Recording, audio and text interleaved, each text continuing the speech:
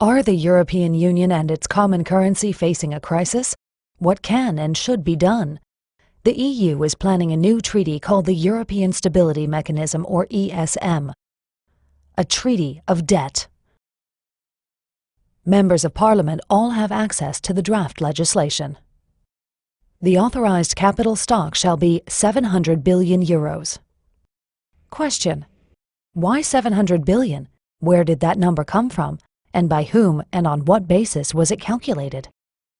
ESM members hereby irrevocably and unconditionally undertake to pay on demand any capital call made on them within 7 days of receipt of such demand. Question: nothing really. That part is clear. If the ESM needs money, we have 7 days to pay. Taking normal bank processing times into account, that means we have 4 days to write a check. But what does irrevocably and unconditionally mean? What if we have a new parliament, one that doesn't want to transfer money to the ESM? Do we have to pay anyway? The Board of Governors may decide to change the authorized capital and amend Article 8 accordingly. Question: pardon me? 700 billion is just the beginning?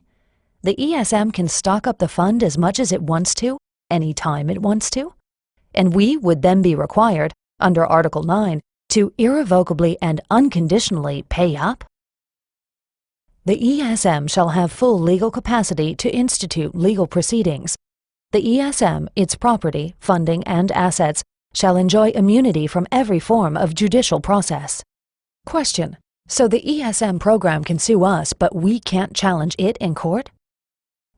The property, funding, and assets of the ESM shall be immune from search, requisition, confiscation, expropriation, or any other form of seizure, taking, or foreclosure by executive, judicial, administrative, or legislative action.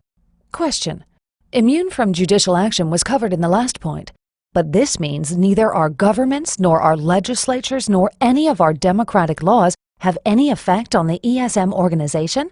That's a pretty powerful treaty. Governors, alternate governors, directors, alternate directors, the managing director, and staff members shall be immune from legal process with respect to acts performed by them and shall enjoy inviolability in respect to their official papers and documents. Question: so anyone involved in the ESM is off the hook? They can't be held accountable for anything? And does the inviolability of their papers mean we can't destroy them, or that we won't even be allowed to see what's been written? The treaty establishes a new intergovernmental organization to which we are required to transfer unlimited assets within 7 days if it so requests. An organization that can sue us but is immune from all forms of prosecution and whose managers enjoy the same immunity. There are no independent reviewers and no existing laws apply. Governments cannot take action against it. Europe's national budgets in the hands of one single, unelected, intergovernmental organization? Is that the future of Europe? Is that the new EU?